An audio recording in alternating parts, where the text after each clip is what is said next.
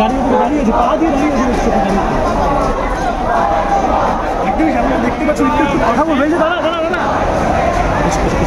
এই যে দাদা একটু কথা বলুন, কথা বলুন। হ্যাঁ আপনি দেখেন, হ্যাঁ এই आर्टिकल का 1 साल हो गया है। আমি দেখছি আপনি, এই যে দাদা দাদা 1 साल हो चुका है, अभी तक इंसाफ नहीं मिला है। अभी आप अभी तक इंसाफ नहीं मिला है। গাড়ির উপরে উঠেছেন কেন? আপনি গাড়ির উপরে উঠেছেন? না আপনি গাড়ির উপরে উঠেছেন, আপনি বলুন গাড়ি কি হয়েছে? আপনি দেখতে পাচ্ছেন গাড়িটার একটা অবস্থা কি? আপনি আপনি আসুন না, গাড়িটাকে নষ্ট করছেন কেন? গাড়িটাকে নষ্ট করছেন,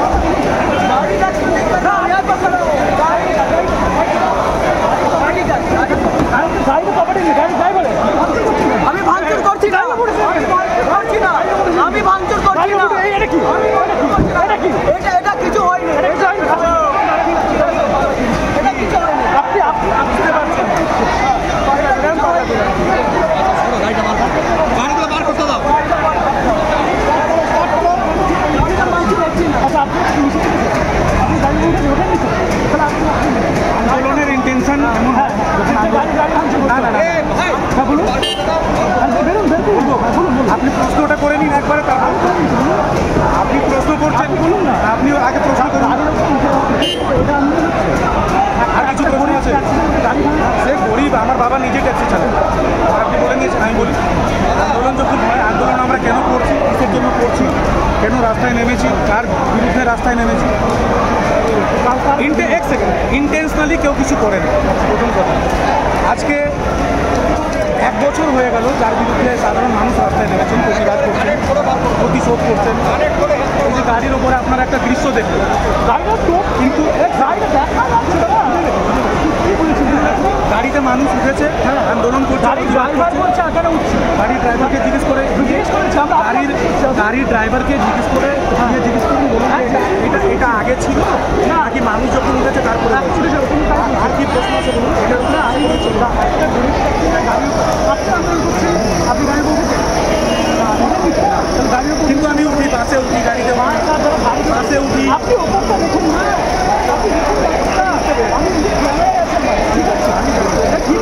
আন্দোলন করতে গিয়ে আমি আজকে শুনুন, আজকে হাইকোর্টের বলবো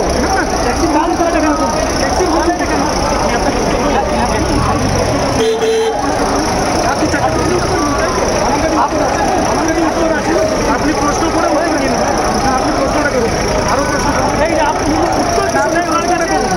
কথা হচ্ছে আপনি শুধু প্রশ্ন, আমরা উত্তর দেওয়ার জন্য প্রস্তুত আছি, আপনি তো প্রশ্নই করে যাচ্ছেন। 2-4টা করুন। ক্যামেরাম্যান রেডি আছেন? একদম শেষ। আপনারা একটু আসুন নেই। আজকে ওনার বক্তব্য হচ্ছে গাড়ির উপরে উঠছেন কেন, আন্দোলন ভাঙচুর হয়ে যাচ্ছে কেন, আন্দোলনের নামে। এটা ল অ্যান্ড অর্ডার বিষয়টা কার? না বলছি, হ্যাঁ ল অ্যান্ড অর্ডার বিষয়টা কার? পুলিশের তো, কোর্ট পারমিশন দিয়েছে তো। এটাকে মান্যতা কে দেবে? পুলিশ দেবে? কোথায় দিচ্ছে? কেন এত বাস ঢুকেছে?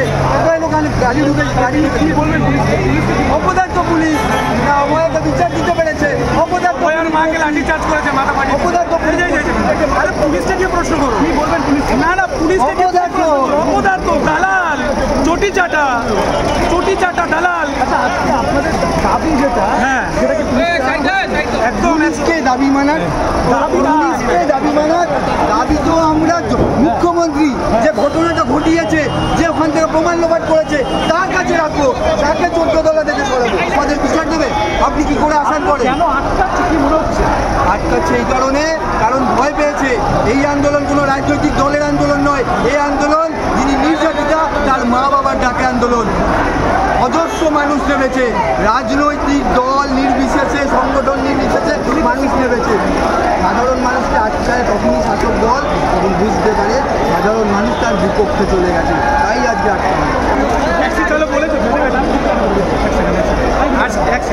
আজকে নবান্ন চলো অভিযান ডাকতে হয়েছে ওয়ার মা বাবাটাকে। জমায়েত কোথায়?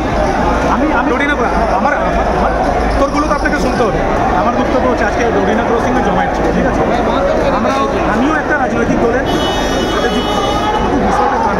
বিষয়টা হচ্ছে যখন একটা জায়গায় জমায়েত হয়েছে সেখানে গাড়ি চলে একটু আগেই লাঠিচার্জ করা হয়েছে, সাধু সন্ত যারা এসেছে তাদের উপর লাঠিচার্জ করা হয়েছে। ইভেন 5-10 মিনিট আগের ঘটনা সেটা আমরা দেখছিলাম এখন নিউজে। এগুলো বেশি ইম্পর্টেন্ট না, গাড়ির উপরে উঠে যাচ্ছে আক্রোশে অভয়ার বিচারের দাবিতে, সেটা বেশি ইম্পর্টেন্ট। আবার আপনি গাড়িতে যাবেন, যখন আন্দোলন হয় অভয়ার বিচার চান তো? অভয়ার না আপনি আন্দোলনে আমাদের সাথে হাতে হাত মিলিয়ে রাস্তায় নামুন, প্রতিবাদ করুন। অনেক হোটেল চ্যানেল, অনেক মিডিয়া চ্যানেলের ভাইরা আছে। না আমাদের বিচারটাই পাবে মুখ্যমন্ত্রীর পদত্যাগে। অভয়ার বিচারের সাথে মুখ্যমন্ত্রীর পদত্যাগ করতে হবে। শুধু একটা অভয় না, পশ্চিমবঙ্গের ভূমিতে একটাও মহিলা সুরক্ষিত নয়। একটা অভয়াকে নিয়ে আমরা আজকে বর্ষপূর্তি বলে আজকে আমরা আন্দোলন করছি, কিন্তু তারপরে অনেক কিছু হয়েছে। কাশপাল বলে সেটা তুমি ঠিক করে দিও, জনসাধারণ ঠিক করে দেবে, সেটা জনসাধারণ ঠিক করে দেবে, সেটা আমাদের দেশের সংবিধান ঠিক করে দেবে, সেটা আমাদের দেশের সংবিধান ঠিক করে দেবে। আমাদের দাবি একটাই, মুখ্যমন্ত্রী পারছেন, মুখ্যমন্ত্রী নিজের ডিউটি করতে পারছেন। বিগত 14 বছর ওনার হয়েছে অ্যাজ এ সিএম, উনি সিএমের পদে বসে আছেন। আপনার মনে হয় উনি পারছেন? এক সেকেন্ড, সেটা নিজের একটা আঙুলে যে পাওয়ার থাকে সাধারণ মানুষের, যারা ভোট দিয়ে মানুষকে আনে,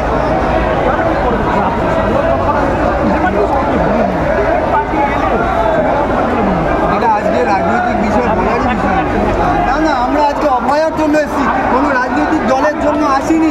তাই কোন রাজনৈতিক দল ক্ষমতায় আসবে, কে থাকবে না, আজকের বিষয় নয়। আজকের বিষয় একটাই, অভয়ার বিচার চাই। সে বিচার মুখ্যমন্ত্রীর পদত্যাগের মাধ্যমেই সম্ভব। কারণ শুধু আরজিকরের অভয়া নয়, প্রতিনিয়ত হলদিয়া থেকে নিয়ে, বীরভূম থেকে নিয়ে, মালদা থেকে নিয়ে, সন্দেশখালী থেকে নিয়ে প্রত্যেকটি জায়গায় যে ঘটনা ঘটছে নারী সমাজের সাথে, সেটা অভয়া যে আরজিকরে ঘটেছিল সমতুল্য। তাই এই মুখ্যমন্ত্রী যেদিন বিদায় হবেন, যেদিন পদত্যাগ করবেন, আমরা জানি ইনি খুব লজ্জা বলে না মধ্যে নেই। তিনি নিজেই নিজেকে আবার নিজের পদত্যাগ দেবেন, আবার নিজেই নিজের পদত্যাগকে অস্বীকার করবেন, আবার নিজেই মুখ্যমন্ত্রী পদে বসবেন। হ্যাঁ, সাধারণ মানুষ ঠিক করবে, ভোটের রাইট হয়েছে সকলের। না, আজকে দলের বিষয় নয়। যে মানুষ পশ্চিমবঙ্গে সুশাসন ব্যবস্থা করতে পারবে, যে দল এখানকার যারা বহু সংখ্যক তাদের অধিকারকে ঠিক করতে পারবে, যে দল কোনো যারা অনুপ্রবেশকারীরা এই রাজ্যে ঢুকে এইখানকার বাঙালিদের অধিকারকে কেড়ে নিচ্ছে, সেটা সুরক্ষিত করতে পারবে সাধারণ মানুষ, তাকেই ভোট দেবে, তাকেই। কিন্তু সেটা সময় সাপেক্ষ বিষয়। আজকের বিষয় অভয়া।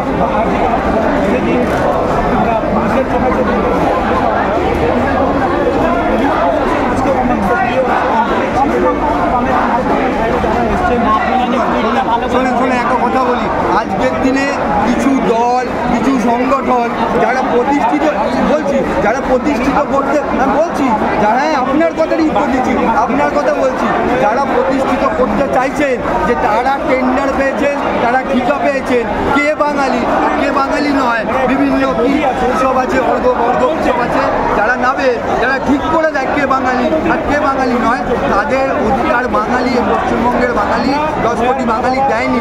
10 কোটি বাঙালি ঠিক করে নেবে কে বাঙালির সুশাসনের ব্যবস্থা করবে, কে বাঙালির স্বাস্থ্য ব্যবস্থা করবে, কে বাঙালিকে শিক্ষা ব্যবস্থা। কিন্তু পুলিশ তো দলদাস, মুখ্যমন্ত্রী ভয় পেয়েছে। যদি ক্ষমতা থাকতো বলতো হ্যাঁ আসুক অভয়ার মা বাবা, আমি তাদের সামনে কথা বলবো, আমি তাদেরকে বিচারের ব্যবস্থার জন্য। উনি তো আন্দোলনকারী নাকি, বিশাল আন্দোলন করে উঠেছে। হ্যাঁ, একটা সন্দীপ ঘোষ একটা বিষয় নয়। এই যে ঘটনা ঘটেছে এটা সাধারণ বুদ্ধিতে, আপনি একদম সাংবাদিক, শিক্ষিত মানুষ, আপনিও জানেন একজনের দ্বারা এটা সম্ভব নয়। এতে প্রশাসন, গুন্ডা, নচ্ছার সব জড়িয়ে আমাদের অভয়া বোনের সাথে কাণ্ড ঘটিয়েছে। এবং আমি বিশেষ করে আবেদন করব, যে কোনো আমরা ছোট সোশ্যাল মিডিয়া সাংবাদিকদের দেখি বিভিন্ন দলের পক্ষের কথা বলে, কিন্তু আজকে কোনো দলের পক্ষের কথা আপনাদের বলতে হবে না। আজকে ডাক্তার বোন আমাদের অভয়ার আর মা বাবার যে ব্যথা, সেই ব্যথার কথা যদি বলেন আজকের দিনটা, তার হয়তো আত্মা একটু হলেও আপনাদের এই কাজে